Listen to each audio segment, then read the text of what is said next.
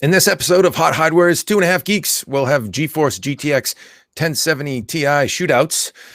GPU pricing, is that going to stabilize one of these eons? Samsung's next Galaxy, the Galaxy S9. ASUS rips off Apple, and Huawei has a new mate.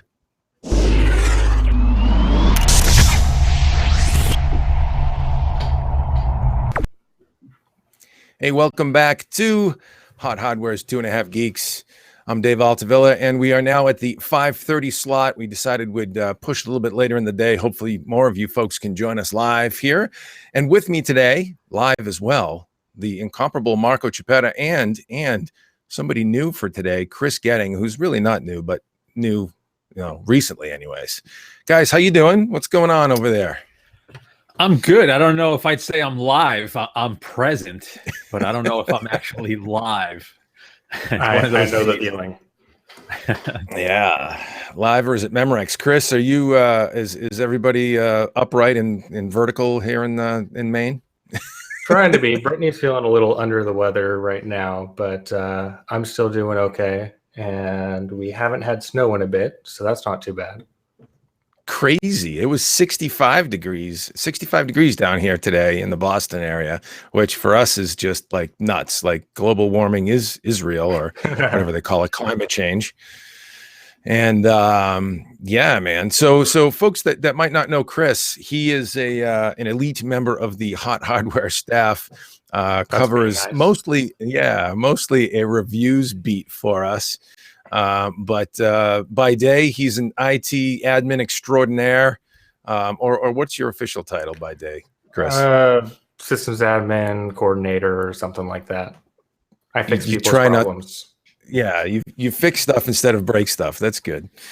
And and he's an editor for Hot Hardware as well. And good to have you with us, Chris. Chris will be joining us now and again when Paul can't, and vice versa. So we'll mix these guys in at their leisure, and that's what this is. It's kind of leisure hour for us, right? We don't want to work too hard. Well, all right. We play what games about you? and test video cards for a living. We don't work that hard. Yeah, sometimes it's a grind. You know that. It's a grind. There's hours, but my hands are still pretty.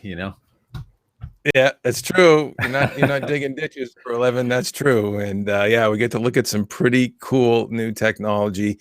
Lots of stuff going on this week in the land of mobile devices. Mobile World Congress going on in scenic Barcelona, Spain. And so we'll be covering some mobile stuff today.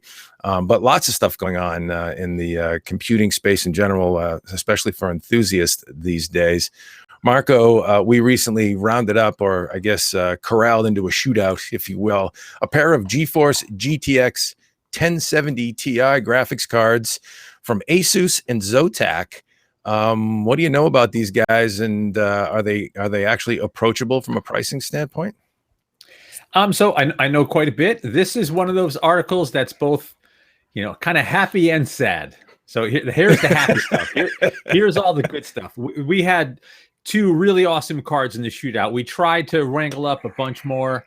This is one of the hazards of trying to pull together roundups. Some companies want to participate, some can't. The timing doesn't work for others, yada, yada, yada. Whatever. We got two badass cards in from ASUS and Zotac. So we had the Zotac GeForce GTX 1070 Ti Amp Extreme Edition, basically their big bad boy.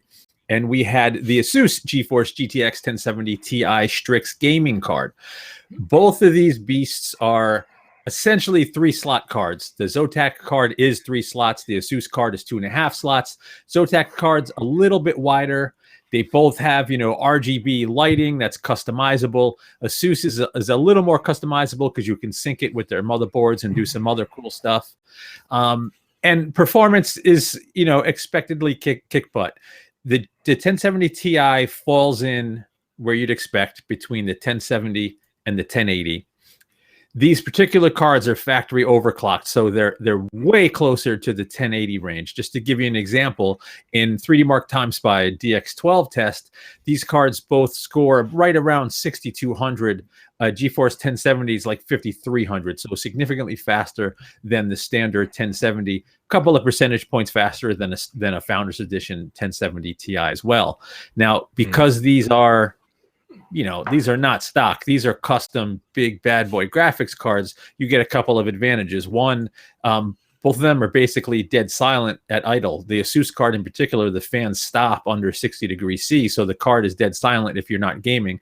But even when gaming, because they have these beefy coolers and multiple fans, they can stay quiet, so they don't generate a ton of noise. And they're also really overclockable. Both cards, GPUs overclocked over 2 gigahertz. And that pushed, for example, the 3D Mark scores up over 6,600 for both cards. And in a game, Middle Earth Shadow of War, at 4K resolution, stock, they're like 34 frames per second. Overclocked, they're just shy of 40, like 38 frames per second. So lots of free performance available with a little software. So that's all the happy stuff. Want to know the sad stuff? Oh, don't bum me out. I have to bum everybody out. And this dollar is signs? exactly a good segue into where we're going to go next. The MSRPs on these cards are, hover around 600, 680 bucks.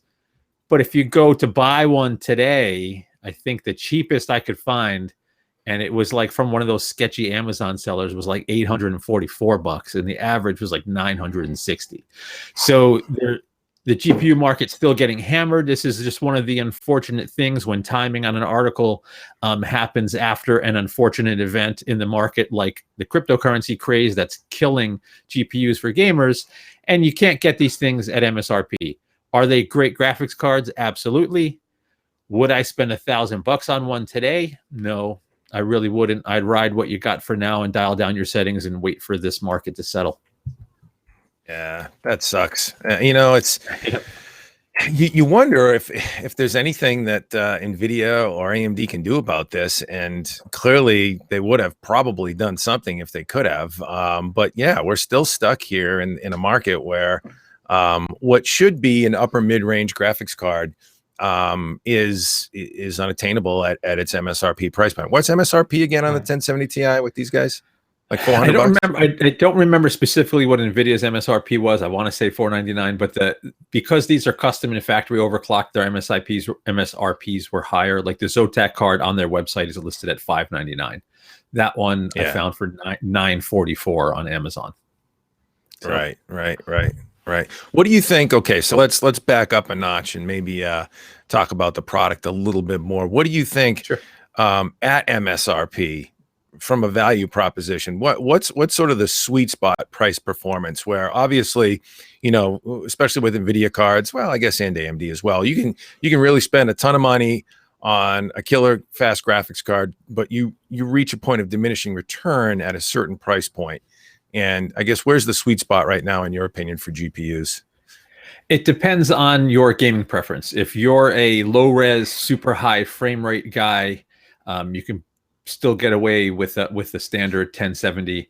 If you're a 4K guy, you want 4K, you want the most beautiful pixels at the highest resolutions at the balanced price point, it's the 1070 Ti. It's these cards.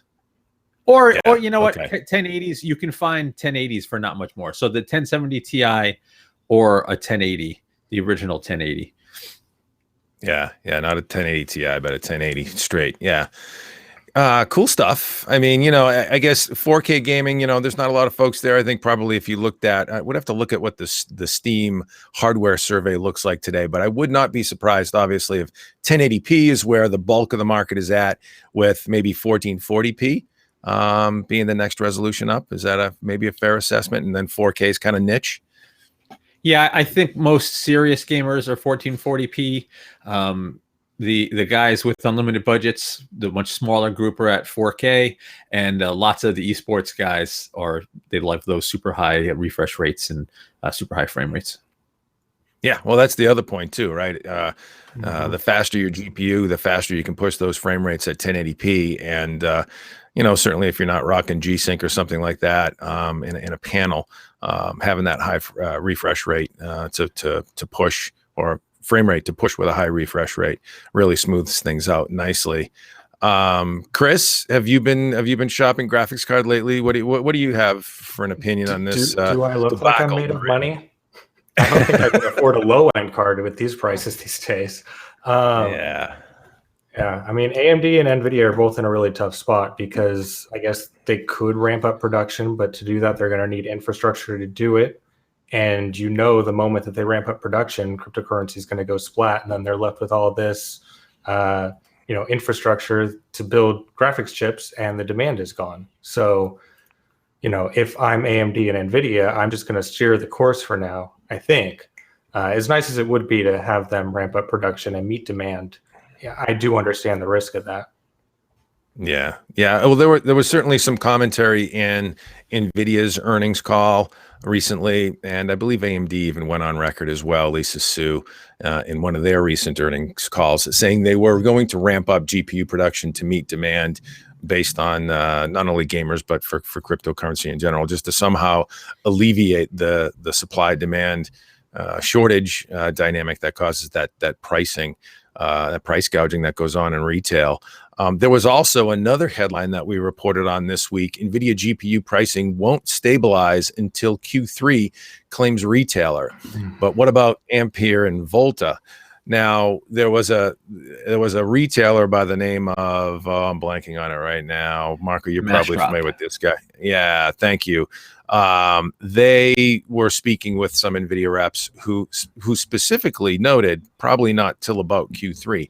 Now, what's curious about that is it's sort of a specific timeline that they're noting. Perhaps we'll see some relief for this pricing situation. Marco, what do you know about that? And is there something to look forward to there? I think so. So the current rumors are NVIDIA is going to have something to say late next month. Whether or not, I don't think anything is going to launch next month, but I think we're going to know more about what's going to happen in about a month at GTC, at the GPU Technology Conference happening in California. And I will be there, by the way. So stop by the site for news from GTC. Now, this particular conversation, a fellow, I'm assuming it's a fellow who went by the handle B Hutch from Mastrop, was saying NVIDIA was there and specifically told them a couple of reasons for the high pricing and that it's not going to stabilize till later. One is what Chris was talking about, crypto, and we were all talking about the cryptocurrency craze just gobbling up all the GPUs is pushing up demand. But there's also a shortage of the memory necessary to build all the cards, both the new, really bleeding edge HBM2 and standard GDDR5 and 6, because they're going into other devices as well. So the combination of huge demand and lack of memory, or relative lack of memory, is just pushing prices up. And NVIDIA themselves doesn't think it's going to stabilize until later in the year, until Q3, as you mentioned. I actually don't think anybody knows. If Samsung and Micron and others can ramp up memory, which I'm sure they can and they will, because it's just like, raking in money. If the more they make, the more they're going to sell of that. But how cryptocurrency plays out, the government could swoop in next month and pass some bill that just ruins it and it tanks completely. Or we could see another crazy rally and watch Bitcoin hit 20K. Who knows? So I honestly don't think anybody knows, and I don't think we're going to have a clear answer for a while. It's speculation all the way down. Yeah. Yep. Well, there are some interesting inflection points that you could sort of speculate a little bit more, sort of hazard a semi-intelligent guess. And you alluded to them, Marco. I couldn't hazard a semi-intelligent guess. Well, semi, right? Come on. Sorry, go ahead. Yeah, no. So there's memory technologies involved here, and currently, in addition to GPU shortages because miners are gobbling them up, there's actual shortages in GDDR5 memory, which, by the way, is also, I guess, used in handsets. I wasn't even aware of that. That kind of blows me away. So the handset market is gobbling up. I think it may be more like wafer starts for memory. I don't know if it's the same memory. Yeah, exactly. So anyways, but what we know is that there is an NVIDIA next generation architecture on the market. That's Volta. It uses HBM2. It's a different type of memory. Okay, so maybe that Q3 timeframe is when we might see something that employs HBM2. The other thing we're aware of that's been publicly talked about by the memory companies, Micron and others, is that GDDR6 is on the horizon as well. And so maybe you start to see some relief there as these new memory technologies come into the market to help manufacturing and to give manufacturing options for different SKUs of graphics cards. Maybe that's the theory. Hey, I mean, that's the safe bet. The entire next gen lineup's not going to have HBM2, and this is what happened when Micron announced GDDR5X. It was like, hey, potentially next gen graphics products will use this, and then that May right after that announcement, we saw the 1080 with GDDR5X. So it's a safe bet you're going to see graphics cards with GDDR6. Yeah. And we have a comment in the chat from Tuan, who writes for us and works at Optoma now, selling really nice projectors. Tuan mentions you could always just go with the large GPU. Once a sales guy, always a sales guy. 980 Ti.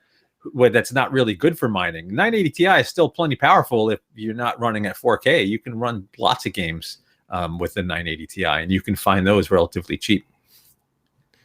Yeah. And I also see Craig. I also see Craig in the chat. If that's Craig Dieter, make another comment because I have a message for Craig Dieter also, but I want to make sure it's the right Craig. Oh, he's getting called out. What did Craig do? No, it's what I did for Craig. Oh, all right. Okay. Well, we'll steer clear of that for now. That confuses me. Nothing. I'll let you know if he comments. I'll let you know. Shrouded in mystery. Very good. Very good. No worries. Well, we'll have to see how things shake out. I think for sure something's got to give in the GPU market, and 1070 Ti's look great if you can get them at the price point that they're supposed to be at.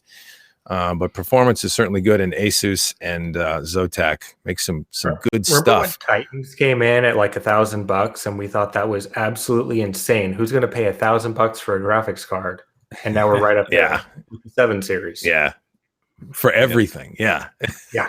Nuts indeed. Well, let's stay tuned. Marco, did you have, before we wrap that up, did you have a favorite from the dynamic duo that was in that shootout? For me, it's a tough call. Sean, who wrote the article for us, leaned slightly towards the ASUS card because it had more customizable lighting, a couple extra cooling features. You can actually attach additional fans to it if you wanted. It was a little smaller, and it overclocked slightly higher, so he leaned towards the ASUS card. I'd probably lean that way too because I'm not a huge fan of these triple slot cards. They're just freaking gigantic. But they're both awesome. And you know what? I've had particularly good luck with Zotac cards. So I would have no trouble with either. I think they're both really nice graphics cards. I've been running a Zotac card since 2012, 2013, whatever the 650 Ti came out, and it's still going strong. So no problem here. Yep. Cool. Rocking the Main Gear shirt there, Chris, I see too, huh? Oh, yes. The vintage Main Gear shirt. Cool, very cool. Well, let's move on from the enthusiast PC realm and talk a little bit about what's going on in Barcelona this week, and that's Mobile World Congress and smartphones. We've got a lot of bubbling going on in the news and in the headlines at HotHardware with smartphones this week. Tons of stuff going on. We got devices in-house. We are testing feverishly and losing sleep by the minute. The Samsung Galaxy S9 was debuted this week on Sunday, Eastern time. And it is, exactly. It is an impressive device. There it is right there in, what is that, coral or slate blue, Marco? I can't remember the name of the color. I think it was coral blue. It's coral blue. It's a beautiful blue, and that is the Galaxy S9 Plus, the 6.2-inch display, Super AMOLED display. Samsung's arguably the best AMOLED display in the business, I think, and I've seen a lot of them. From Pixel to LG's V30 and a lot of the current flagship phones. The the Super AMOLED display just seems to have a little bit more brightness, a little bit more punch. 6.2-inch in the Galaxy S9 Plus, 5.8-inch in the Galaxy S9, both powered by a Qualcomm Snapdragon 845, the next generation system on a chip, mobile platform by Qualcomm. It is powerful to the tune of 30% better in graphics and up to 20% better in CPU performance. You get 6 gig of RAM on the GS9 Plus, and that's sort of in my opinion, one of the other tips if you're also interested in a larger device. But in addition, you get that 6 gig of RAM in the GS9 Plus. Might be giving you something to think about there. In addition to that, larger display. But on the S9 standard, you get a 4 gig setup. Both come standard with 64 gig of storage, onboard storage, but I think there are maybe 128 gig variants out there. I think they're still announcing the various SKUs. Comes in jet black. I've got one here. Let me show it to you. This is the jet black model. I'll try and have it not reflect too much. It is a shiny little fella. And this is the S9 Plus. Let me flip on the display, if I can get that to cooperate for me and not blow out the screen. There's the display. We got more reflection. There we go. So yeah, that's the 6.2-inch S9 Plus. It is beautiful, highly polished. The bezel's now a little bit more trim, top and bottom. That 18 by 9 aspect ratio. And it's a QHD Plus display, 2960 by 1440, I believe. It is a beautiful device, super slick, absolutely a polished iteration of the S8, very similar in design, slightly smaller than the S8, just a little bit shorter than the S8 Plus. So they were able to trim it down a little bit and get the same screen size in there, amp up the specs internally, and add some really cool new features. The camera is just top notch. There's some interesting new technologies built in the camera. You get multi-frame noise reduction technology now. You get dual cameras on the S9 Plus for things like different depth of field and bokeh effects. Really just a couple of super flagship phones. We're stepping through the benchmarks on this. Yeah, variable aperture. Thank you. Yep. Dual aperture on both devices, f1.5 and f2.4. Low light 1.5, high bright situations 2.4. And yeah, man, these things are just decked out and strapped with the latest technology. And really, I'm just looking forward to putting them through their paces. I'm on embargo with my final impressions and performance benchmarks, all that good stuff until March 8th. But the announcement, and we can talk about the device, so I'm not telling you anything I shouldn't. Impressive so far. What do you guys think? Yeah, so another note on the aperture. People may wonder why they would even have an option to have a slower aperture in there, because isn't more light better? Well, when you open up the aperture like that, you get a softer image from it. So when you can stop it down in bright conditions, you get a much sharper picture, which is really nice to have. Yeah, it's basically takes some any sort of either point and shoot or DSLR technology in a standard camera that you've had for ages now, and finally brings it to the smartphone. You do have some flexibility to adjust that aperture to let in light more or less. And yeah, that's what we were realizing, right? The smartphone manufacturers, everybody was fighting to get that wider aperture lens, get it down more, so we had better low light performance. That was the problem. The problem is when you drop below like f1.8, f1.7, now you've got, we noticed, like if you look at the Pixel 2 in high bright situations, sometimes things can look a little washed out. And that's because that lens is just a wide aperture lens, and it would be great if you could close it down a little bit and cut back and bring in some of the saturation that you're missing by having just a wide aperture in a high bright situation. So this gives you that flexibility. Marco, thoughts on Samsung's new beauties? You've seen them in person. I played with both. I think they are super nice. Samsung's done lots of cool stuff. If you come by the site, we actually have hands-on video where we show some of the really cool features, like the new slow-mo. One other thing with the camera that hasn't been talked about a whole bunch is the sensor has access to some fast DRAM on it, and it can do a really, really super slow-mo mode where it'll take 0.2 seconds of video and stretch that out to 6 seconds using 960 frames per second slow motion. And you could see just how much it slows down the video it slows down the motion in the video in our hands-on. There's also the really cool translation demo that we show. Instead of having to take a picture and convert it to text and then translate it, now it literally just translates the sign right on the screen. On the translation, can you confirm if they're using Google Translate as the back end on that? They're using Microsoft Translate. I think it's Microsoft. Yeah, I think it's Microsoft. Okay. Yeah, it's Microsoft. Yeah, and we're starting to see it. I actually seen it in the Huawei Mate 10 Pro, which I'm also taking a look at right now with Paul. He's reviewing that, and I'm actually looking at one as well. Yeah, Microsoft Translate has made its way into the Google, or I should say the Android platform, the Android ecosystem, through two major manufacturers now, Huawei and Samsung. So, yeah, Marco, that you make some good points. That slow-mo feature is freaking awesome. We saw a demo where somebody snapped a picture of a dog. You know, a dog, when they shake off like water or whatever, when they come in from the cold and they shake, how their body like contorts and twists, and it's in a sort of magical, sort of rhythmic thing to see a dog do that in slow motion. They took a snap of a dog doing that, and he was shaking off water, and it just looked cool, right? You saw that, right, Marco?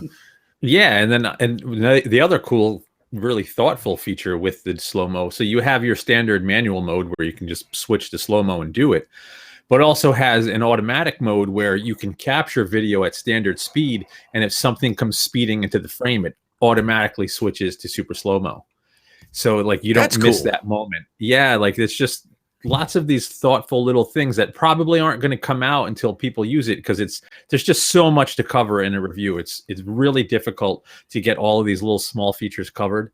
But I think Samsung is going to have a winner here. It really has everything. It's got the fastest platform, water resistance, dust resistance, beautiful screen, great cameras on both sides. The Bixby feature is getting more refined. There's just so much to like. Yeah, the other thing, yeah, you mentioned that super slow-mo. That is when you think about it, it sounds maybe a little gimmicky to be able to do that, but actually, if you think of the application, no, it is thoughtful. It's actually a really cool feature, because here you're at the soccer field, right?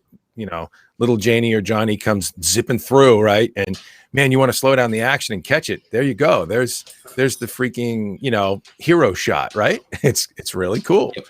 Yep. Could work out well. Chris, will you be looking at incorporating? I know you're a Shutterbug. What do you think about some of this stuff? Are you excited? So I'm definitely quite jealous of the camera.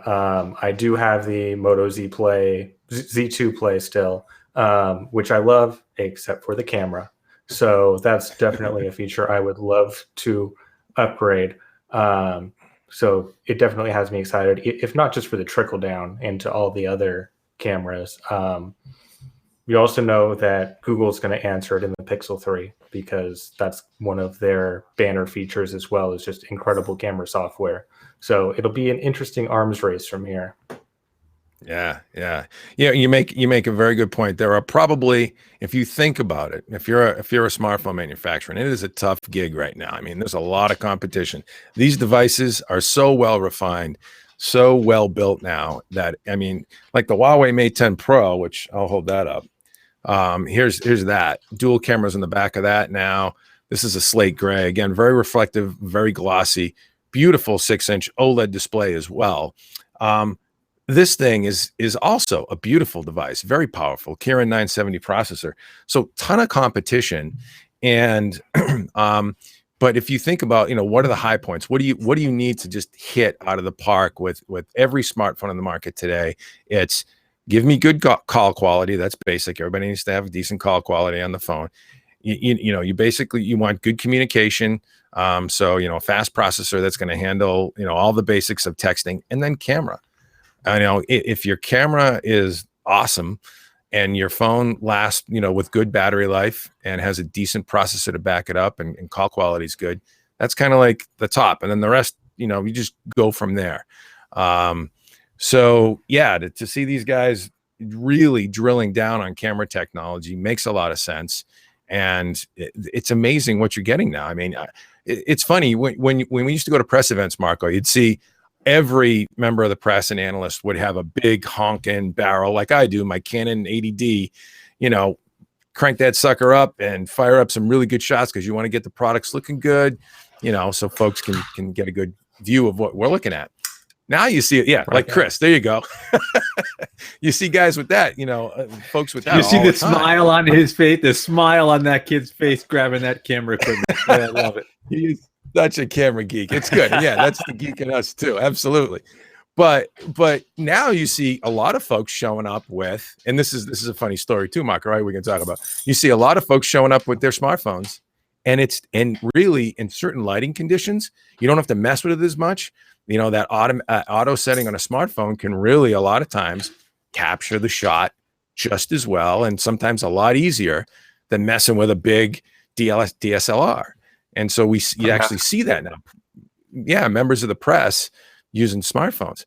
But interestingly enough, we showed up at the Samsung briefing, Mark, on what they do. They made us take our phones and hand them to them and cover them up with tape. I was just going to say cameras, that right? I kept the stickers. So as soon as we walked in, Samsung put all these little stickers over every sensor on our device. Every sensor on our devices, these were covering the. There you go. Wait, where am I? There it is. Yeah, they covered the mics and cameras during the session. Yeah, like you literally had to give them your phone. They're covering that sucker up. And the reason they did that, obviously, if you have a DSLR, you're not going to get that image or whatever off the memory card easy and then leak it out. But you can do that on a phone and you know, hit it up to social media real easy.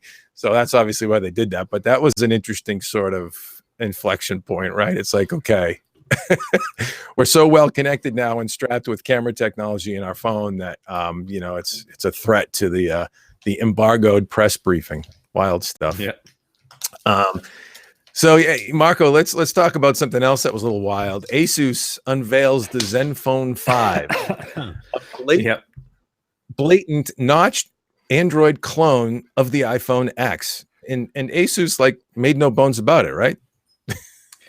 Yeah, they welcomed the comparison, and it actually turns out, I guess today we have a story up of all of the notched phones out of MWC. Now, we shouldn't dwell too much on this, but there's two Zenfone 5s that look just like an iPhone 10. They're a little bigger. There's the standard Zenfone 5 and then the Zenfone 5Z.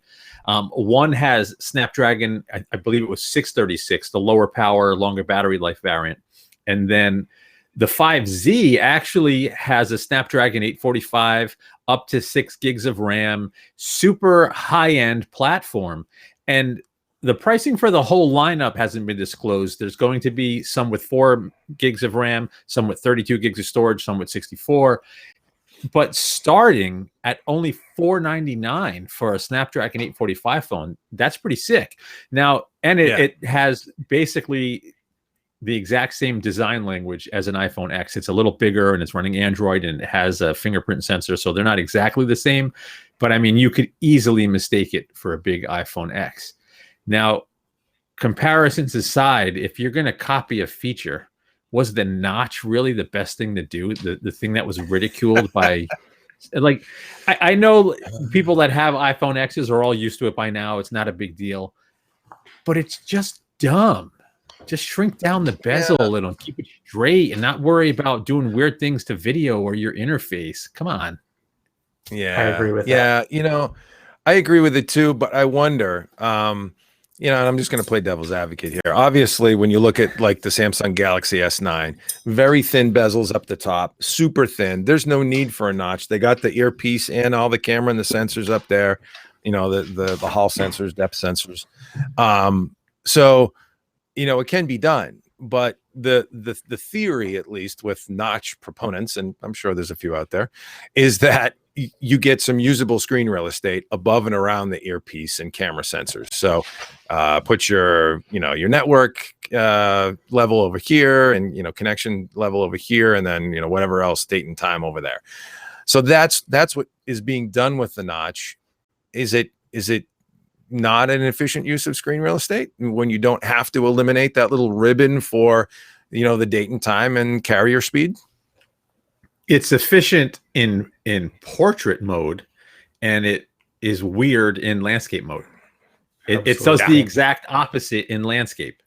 So now you have space that's either protruding into a video or space that's wasted, and not just video, web pages, what have you. So you might be correct in portrait, and then it's the exact opposite in landscape. It's just, I mean, it's not a huge deal. We're tech nerds, and we're going to nitpick. All right, the iPhone X is a beautiful phone. It's just, if you're going to copy something, really, did you have all of these phones that came out with the notch? Literally have the notch because the iPhone X exists. Nobody's doing anything original. It's just a copycat thing for the sole purpose that Apple already did it. Apple got rid of the headphone jack, and so people got rid of the headphone jack. It's just, you don't have to do what Apple does, people. So all right. I'm gonna play devil's advocate again. The Zenfone 5. Yeah, shocker. The Zenfone 5. That has an OLED display, correct? I'm not sure what type of panel is in there. I'm not sure. I think it's OLED. I think it's OLED. We'll have to look at it, but it maybe there's economies of scale in the OLED panel that Apple uses. Are they similar OLED panel types? Yeah, maybe not. It's bigger, different size. Glass. Okay, all right. Yeah, I'm just trying to think out the box.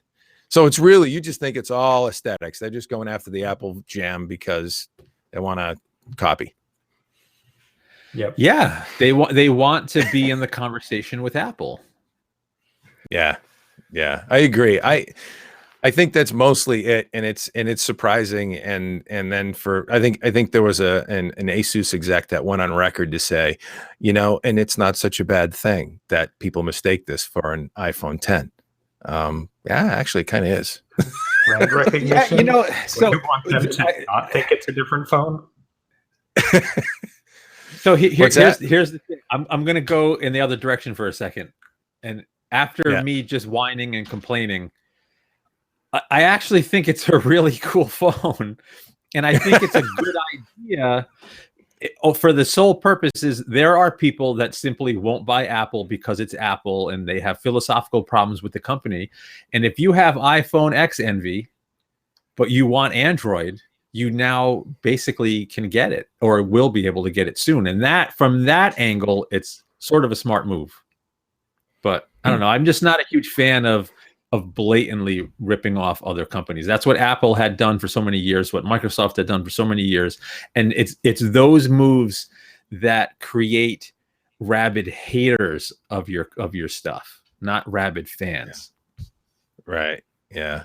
Yeah. No, I would, it gives folks something to complain about. And I would agree. What do we sort of award with not only, our wallets, our voting with our wallets, but with brand recognition over the years. That's brands that innovate new products, that bring them to market, that evangelize that technology that they're bringing to market, and true innovation, and give you something unique and special. And that's really, when you look at, devices like Samsung's Galaxy S9 and S9 Plus, I mean, totally, custom, unique design in a lot of respects. I mean, and there's some commonalities obviously between all smartphones, but industrial design, great features, lots of stuff going on here. And there's plenty of other phones in the market that do that. Chris, there's a very passionate following behind the Moto Z and Z Play family, mainly because of what they've done with battery life. The things are just monsters with battery life. And so there's lots of ways to carve out a niche by doing something innovative and special. And yeah, do you have to copy? I don't know. That's not, we don't get paid the big bucks to set roadmaps for these folks, right, guys? Exactly. But there's lots of the cool thing is there's lots of great options in the market these days. This is the Huawei Mate 10 Pro. Also another excellent option that's coming. We're going to have a review on that in the weeks ahead, as well as the Galaxy S9 and S9 Plus. The Mate 10 Pro is a really cool device, 6-inch OLED display, 128 gigs of storage standard on this device, big honkin' 4,000 milliamp hour battery, Kirin 970 processor that's somewhere in between the performance of a Snapdragon 835 and 845, the next generation Snapdragon that's in the Galaxy S9. So solid performance all around. With a 4,000 milliamp hour battery, the thing's going to be an absolute battery crusher, battery life crusher, I should say. And so for $799, it's a little pricey, but you do get 128 gigs of storage standard in this device, and it is very well built. It is equipped with lots of great equipment. Dual f1.6 aperture camera on the back. Again, some pretty cool, depth of field effects you can do with the camera. I mean, these days, the major cell phone manufacturers are punching out some really compelling stuff. So lots of great options in the market. While we're on the subject of Huawei, where are we with the intelligence agencies either recommending using or not using it because of spying allegations? That's an interesting topic. I think obviously the three intelligence agencies, the CIA, the FBI, and the NSA, all went on record to say we don't trust Huawei stuff. They also, I think it was ZTE, said that they feel the same way about that. And that's basically because things about DJI too with their drones. That they might be beaming back information and getting aerial surveillance over U.S. territory. Again, no idea if there's any truth behind it, but it's interesting allegations. There's also thought that they don't allow these major U.S. intelligence agencies to design backdoors into their devices. Don't give them access to their devices. And so what's really an invasion of your a security risk or an invasion of your privacy? Who's to say? There's lots of ways to look at that equation. But yeah, interestingly enough, the Mate 10 Pro is not carried by any major U.S. carrier, AT&T, Verizon, T-Mobile. It's not on there. I think they were going to have a deal with AT&T, but then that got dropped out, right? Yeah, it was probably, it would not surprise me if it was federal agency pressure that was causing that to happen. You can buy this phone at Best Buy right now, $799. It's available. It's unlocked. You just drop your SIM in and away you go. So you can get it on any carrier basically, but yeah, they're not going to sell it to you, or give you the subsidized deal for $30 a month or whatever. Not that subsidies are really a thing anymore. Yeah. Hey, rolling back to the chat, Tuan says, Chris, what about the DxO1 USB-C model instead of replacing the phone? So I saw that message. I have not actually seen that option. So if you want to shoot me a link after, I'm happy to check it out. I haven't heard anything about it, so interested to learn. DxO1. That sounds like a killer camera. I don't know. Well, DxOMark, of course, does all the testing on cameras and sensors and lenses and everything ad nauseum. So they're a great resource. I didn't know they were in the manufacturing side. Maybe it's a different DxO. I'm not sure. Tuan, you'll have to clarify that. It's the 1-inch sensor, but pricey. That'd be pretty nice to have in a phone. Because the biggest sensor I've heard of in a phone, at least in a flagship type phone, is over 2.3 inches, which is not terrible. A lot of point and shoots use that size of a sensor, but you're not going to get nice bokeh. You're not going to get super good low light performance like you would with a APS-C or full frame size DSLR, or even a Micro Four Thirds is going to be larger than that, and larger than a 1-inch. But a 1-inch is still going to be a nice improvement.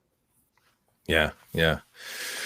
All kinds of toys out there if you want to look at them. Let's move on, Chris. While we got you on the hot seat, our good friend Tuan, actually, who's in the chat, looked at the. I was just going to rope him back in. Yeah, Tuan, we should mic you up, dude. Netgear Nighthawk XS6S. Excuse me, a little easy for me to say. X6S. Mesh, very difficult to say. mesh extender. There it is. Yes, for extending your Wi-Fi network. Go ahead, Chris. Which network extenders have always been kind of a dirty word, as like a not ideal workaround for covering large areas, because they typically don't have a dedicated link back to your central router. So you're getting, half speed at best in communication. And they're often on a different SSID. So you've got to connect to a different network just going across your house. Right. which you can set up your phone to kind of prioritize one or the other wherever you're going to be, but it's still a hassle. So with the Nighthawk X6S, it solves both of those points at least by adding a dedicated backhaul. So it's dedicating a lot of its connections straight to your router off a tri-band connection. And it also allows itself to work on the same SSID as your primary router. So it handles its own handoffs. You don't have to worry about dead spots as much. So that's really nice. It's kind of getting into what you'd see in like the mesh router territory with the backhauls. And what's Freckles doing down there? Is that Freckles just wandering around? But I was checking 2-1's messages to make sure I'm not in trouble for anything I've said so far. So again, it is wireless AC, so it's nice and quick. It's not into the AX technology yet, but still should be plenty of speed for most people's home connections. The most important part of this is probably the performance and findings, since after all, no connection is good if you're getting slow speeds. So 2-1, again, testing in his home, found that he actually was seeing improvements even over the ASUS RT-AC88U, which is a very nice standalone router. Once you get beyond 50 feet or so in both the 5 gigahertz and 2 gigahertz bands. So it seems like finally maybe a network range extender could be a good option. Right. Is it as nice as some of the mesh systems we have out there? I'm not necessarily sure yet. It's an option. It's definitely something that seems to be worth checking out. I think it starts at $199 for the extender itself, which a lot of the starter mesh systems seem to start around $299 or so. But you typically get 3 access points with that. It can be possibly a bit pricey, but should be very nice technology. Yeah, it's an interesting solution, as Tuan noted it in his headline, a simple fix for Wi-Fi woes.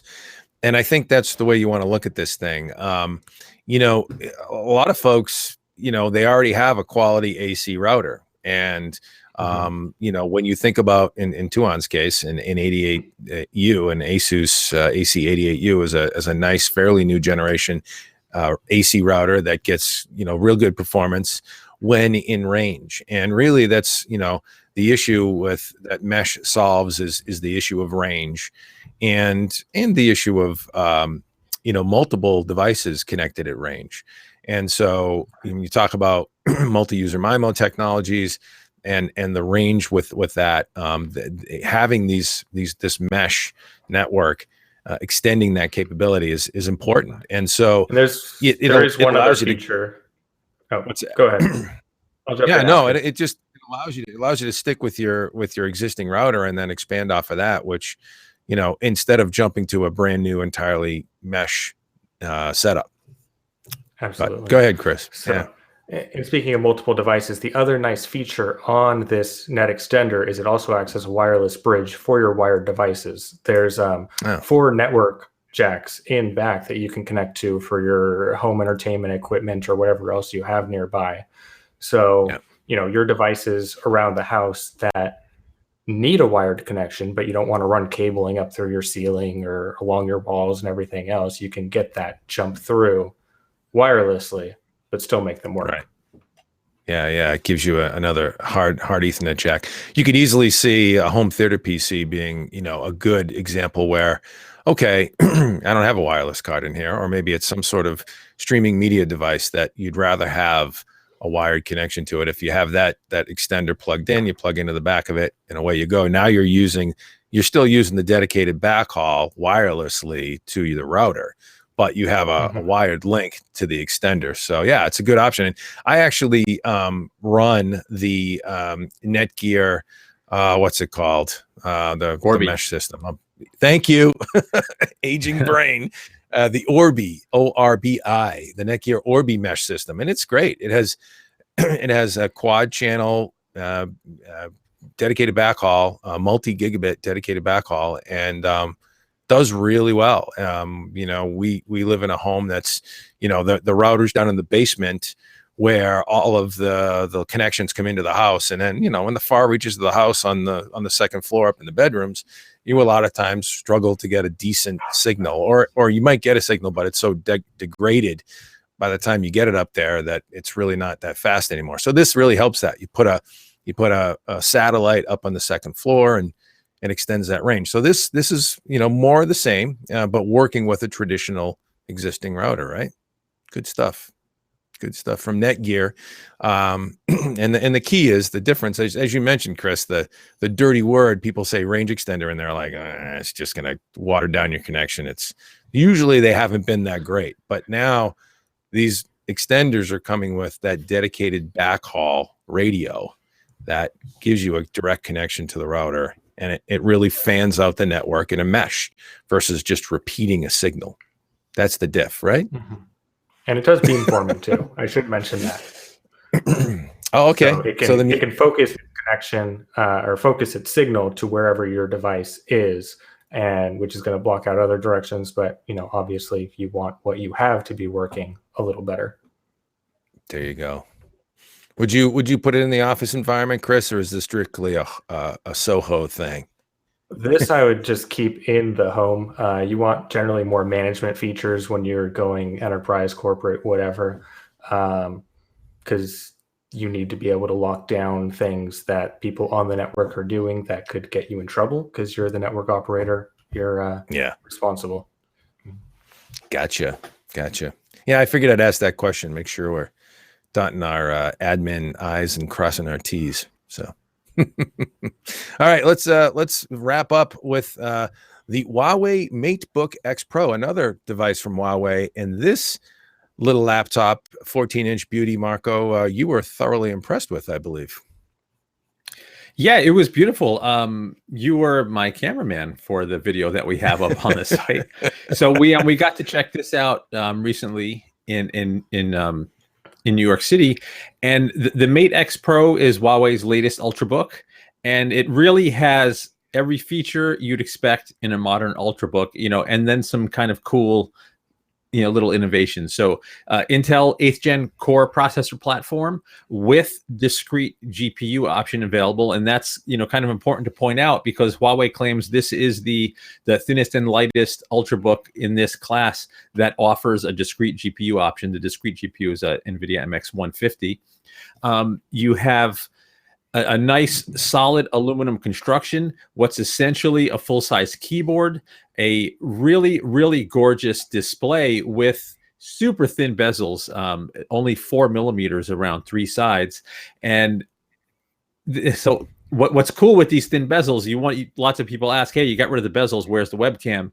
They could have done what Dell did and stuck it at the bottom of the screen, but they didn't. They actually they shrunk the size of the F keys down just slightly, and between the F6 and F7 key is a pop-up webcam. Now, what that does is twofold. One, it hides your webcam completely, but it also prevents you from having to stick a piece of tape over it or unplug it or whatever to disable it, because when the camera's pushed down, it's completely disabled, can't be hijacked, can't be used for anything. It's like you're shutting it off when that's closed. You know, and you have all the other modern accoutrements that you'd want in an Ultrabook as well. You have multiple USB-C. It does have full-size USB as well. You have a nice oversized touchpad with gesture support. Just an all-around really nice machine. We did not get pricing yet, but Huawei did say their top-end model, the Core i7 with 512 gig SSD and 16 gigs of RAM, is going to be disruptively priced. So they want to make a splash in the market. Yeah. What do you think that 512 gig setup with 16 gig of RAM and the MX 150 needs to be disruptive? You know, I'm not sure. It has to be cheaper than some of the killer Ultrabooks in the class. So it would have to be significantly cheaper than what Dell's doing with the XPS 13, what HP is doing with the Spectre, and not significantly, but cheap enough where somebody who's not familiar with the brand is going to say, "I'm going to take a shot on this." You know, yeah. So I don't know what number I would throw out there though. If you So look what- at if you look at the base config of the XPS 13, I think that starts at $799. I think the average with integrated graphics now, the average sort of mid-range config is $999. I think maybe if Huawei hit the market at $999 for a 512 gig with 16 gig of RAM and the MX150, that's probably about just right. You think they pull that off with the Core i7? That would be a freaking steal. Yeah, man. That's why I think it would be disruptive. Chris, would that do it for you? with an i7, that pricing would be pretty insane. I'd expect more like 11 or 12 at least for that. An i5, sure, but yeah, that would really be disruptive pricing at $999. Did have a comment on the webcam, since a big complaint with the XPS 13 with the low angle is you can't really type while using the webcam unless you want your knuckles to be the entire frame. I'm assuming that's going to be the same issue here with the pop-up webcam on the Huawei. I would think so. It is elevated and angled, but your hand's going to get in the frame if you're typing. And it's going to give you that beautiful, up the nose angle.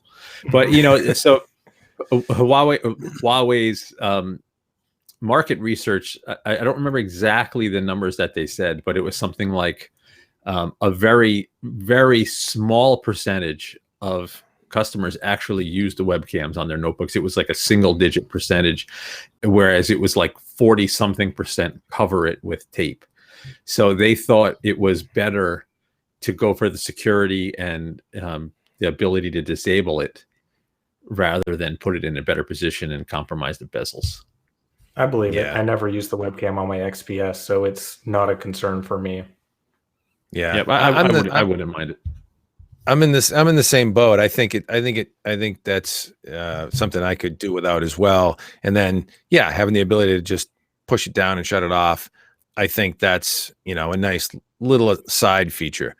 The best of both worlds is if you can't get it in the top bezel because it's too thin, which clearly, Huawei, you're talking about physics here, the camera arrays for notebooks. And that's another topic we should talk about on this. Camera arrays for notebooks just aren't getting in that size bezel, 4mm bezel. The best of both worlds, if you can't put it up top, is to put it down bottom in the center where Dell is, because now you can angle it up by tilting the screen back. You can at least angle it up a little bit more, and then also give a slider, which is what Lenovo's doing on their X1 Carbon series, the new X1 Carbon series. They're giving you a slider, a simple little plastic slider. Cover that camera up. You might want to be deactivated too, so that the mic's not on or whatever. But yeah, that slider does the trick. That would be the best of both worlds. But this is sort of like at least a thought, a thoughtful innovation to addressing the issue. It doesn't address the camera angle though. It's still going to be pretty horrible. How about this? How about everybody stop thinking you're so damn important that you have to cover your webcam? Just leave your damn webcam uncovered and deal with it. Maybe they have something to hide. Yeah. You're not that important. You're not that important. Look at him pointing. Great. Such an Italian. I'm just kidding. No, I know you are. Sure you are. Oh, yeah. I don't want anybody to see what goes on over my webcam. Unplug that thing. Chris, do you have to worry about covering your webcam up there in Maine? If anyone's really that interested, I guess they can have at it. Yeah, no, it's a pretty cool looking machine for sure. The display is a beautiful 415-inch display. Impressed with what Huawei's delivering these days, and I think that's a notebook that folks will take note of. Go figure. How's the build quality flex on it? Solid, it doesn't man. flex. Yeah, that thing is excellent. That thing was a single sheet of aluminum that it was milled from. It's super strong. Yeah, beautiful. Clamshell style. The cover is solid aluminum as well, on the lid. And it's very well built. Trackpad's huge. I don't know about having a trackpad that big. I'd be worried about palm rejection with that, but I guess they've got that down pretty well these days. It's massive. Yeah. But and then I'd want to bang on the keyboard a little bit to get a feel for it, because chiclet style keycaps, see how it feels. But it felt pretty good. I just want to live with it a little bit. Speaking of those giant trackpads, I wonder at what point they're just going to put like a Wacom tablet in them. That could be handy. I mean, I know a lot of them are going 2-in-1 style where you can go directly on the screen, but a Wacom could also be an interesting option to have. Yeah, Lenovo's done that, integrated Have into they? the palm rest. Yeah, yeah. Lenovo had a What's that? series of workstation machines that have a little Wacom digitizer built into the palm rest. Years back, we took a look at a few of them, but cool stuff from Huawei. And, it's a name that, took us a while to figure out how to pronounce. And now we all know how to pronounce it. And it's a brand we're all talking about a little bit more too. So they're making some inroads, clearly. We shall see. We shall see. All right. Well, I think that about wraps us. We're down to the bottom of the hour here, 6:30. And we should probably close it out. But Marco, can we talk about anything we're working on in the future? We usually give away some stuff every month. Can we say anything more than we could last week? I can't. I've been slacking. It's been super busy. I don't have stuff. We don't have stuff lined up. I promise we're going to do something soon, but nothing to announce just yet.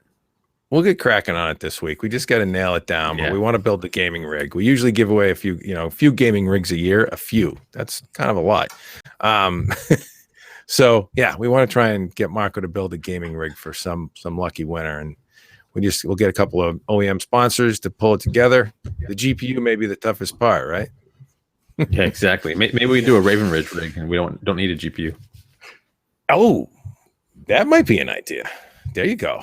Now you get the wheels turning. All right. Well, stick around for that, folks, because we'll be announcing it pretty soon, and you can always find out the details of that at hothardware.com, where you can find us on the web, facebook.com/hothardware, twitter.com/hothardware, youtube.com/hothardware, or HotHardware vids, where hopefully you're going to hit that thumbs up for this little podcast we call 2.5 Geeks, and subscribe so we can let you know when we're going to air next. And you'll see all of our coverage of product reviews, Galaxy S9 review coming, Huawei Mate 10 Pro, working on that review right now. Video will be coming for that.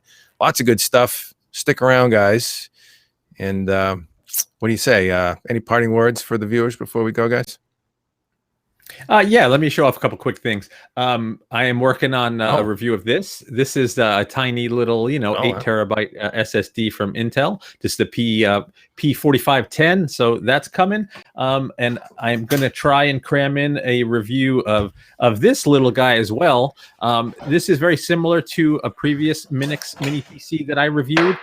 This latest model has an M.2 slot and comes with Windows 10 Pro. So cheap little mini PC, affordable sub $300 full system, which includes an OS, but Windows 10 Pro and the ability to upgrade that one coming. So stay tuned for that also. Cool. Chris, what are you working on real quick? Yep, I've got the Latitude, what is this, the 7390 2-in-1 business notebook with stylus, and it seems pretty nice. Working on getting it all squared away. Some early unit woes, but I think we'll get through those and have a very nice review on it. Cool. From the folks at Dell. All that and more in the days ahead. So stick around to Hot Hardware and thumb up and subscribe here, and you'll be able to get it all in the interwebs. And until then, thanks for stopping by, everybody.